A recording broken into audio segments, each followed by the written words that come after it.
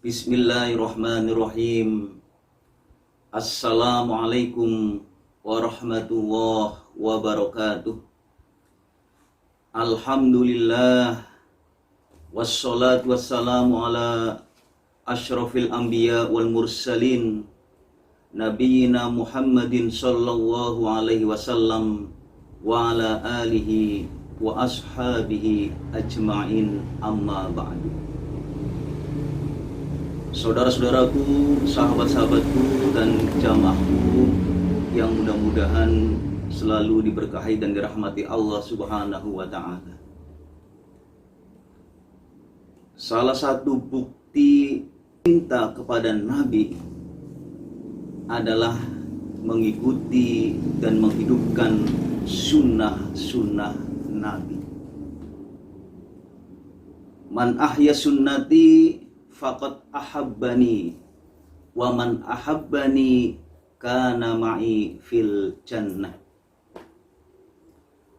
Barang siapa yang menghidupkan sunnahku, berarti ia mencintaiku. Dan barang siapa mencintaiku, maka akan bersamaku di syurga.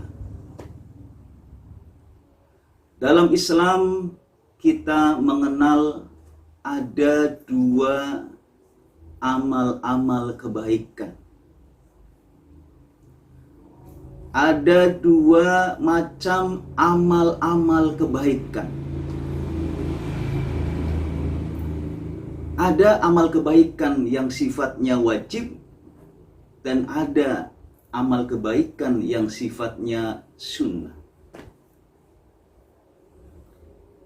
Yang wajib bila kita kerjakan akan mendapatkan pahala.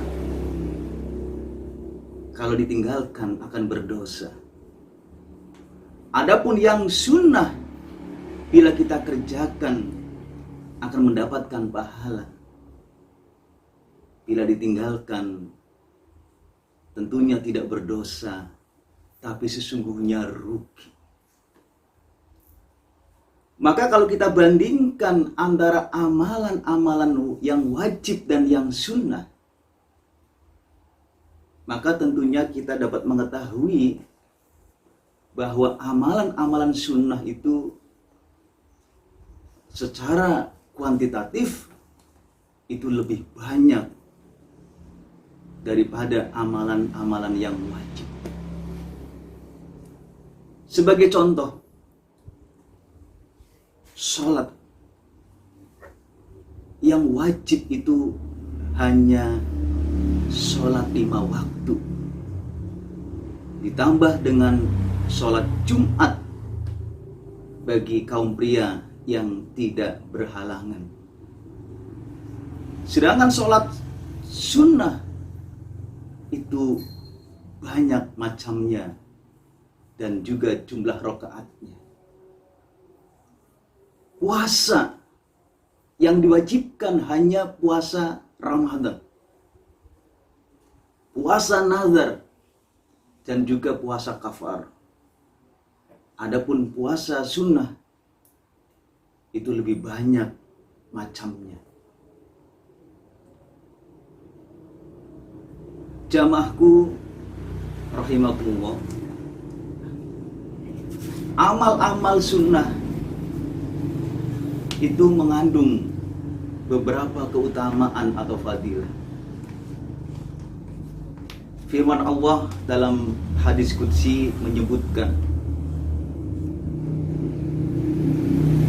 ma yazalu abdi yataqarrabu ilayya bin nawafil hatta uhibbu fa akuna sam'ahu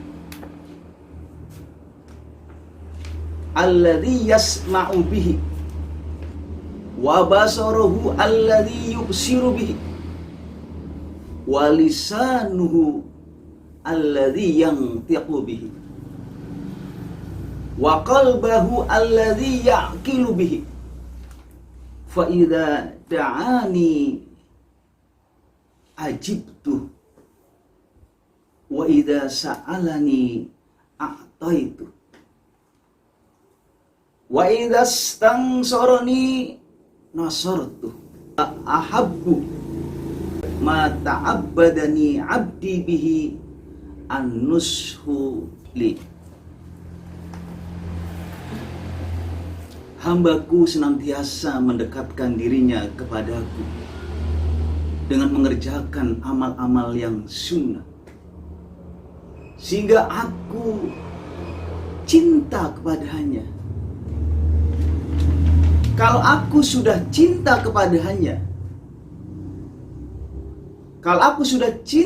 kepadanya, kepada hambaku, akulah yang akan menjadi pendengarannya, yang dengan itu ia mendengarkan.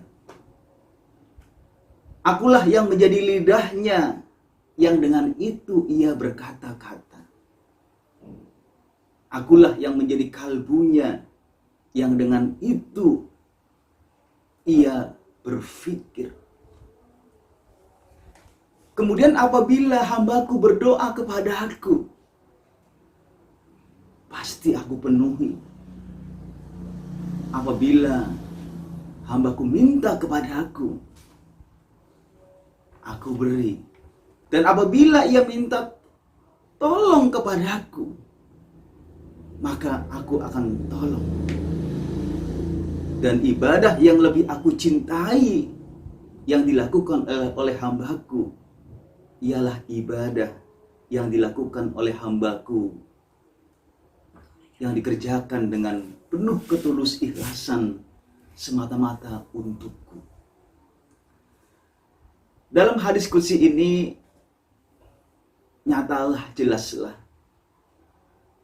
dan dapat kita ketahui bahwa orang yang takarrub kepada Allah, yang mendekatkan diri kepada Allah dengan memperbanyak mengerjakan amal-amal ibadah sunnah, maka tentunya ia akan dicintai oleh Allah. Dan kalau sudah dicintai Allah, maka dia akan selalu dibimbing oleh Allah. Pendengarannya, penglihatannya, lidahnya, hatinya, bahkan doa-doanya akan selalu diperhatikan dan dijabahi oleh Allah Subhanahu wa Ta'ala. Dalam hadis yang lain dikatakan, awwalu ma yuhasabu an-nas bihi yaumal qiyamah min a'malihim as-shalah. Qala yaqulu rabbana azza wa jalla li malaikatihi wa huwa a'lam, unzuru fi sholati abdi atammaha am naqasaha, fa in kanat tammatan kutibat lahu tammatan, wa in kana in taqasa minha syai'an qala unzuru hal li'ibadi min tatawwu'in, fa in kana lahu tatawwu qala atimmu li'ibadi faridatahu min tatawwu'i summa tu'khadul a'mal ala hakum. Sesungguhnya amal ibadah yang pertama kali akan dihisab pada hari kiamat adalah sholat. Sholat wajib 5 waktu. Allah berfirman kepada malaikatnya, periksalah sholat 5 waktu yang dikerjakan oleh hambaku. Apabila telah sempurna, apakah dia telah sempurna atau ada yang kurang? Kalau sholatnya telah sempurna, maka tuliskan baginya pahala yang sempurna. Tapi kalau ternyata ada yang kurang dalam sholatnya, Allah berfirman, apakah hambaku pernah mengerjakan sholat tatawwu atau sholat sunnah.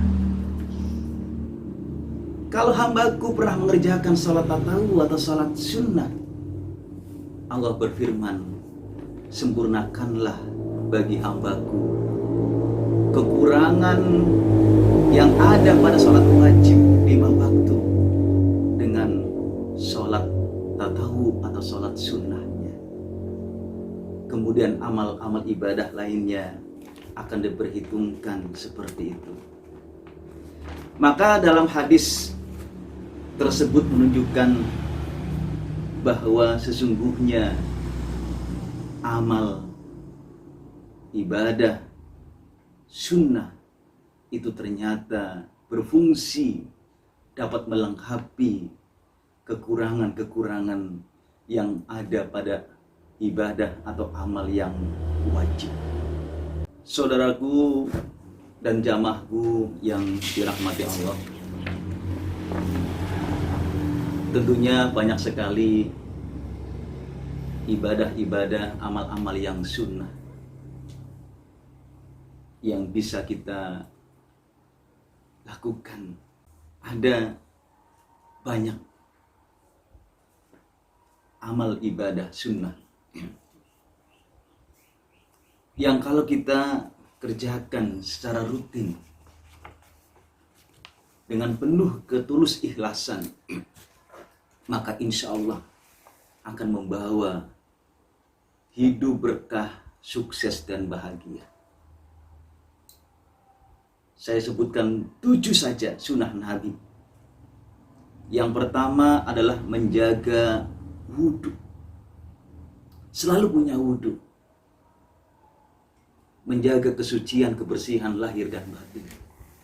Yang kedua, sholat tahajud dan witir. Yang ketiga, sholat berjamaah. Yang keempat, sholat duha.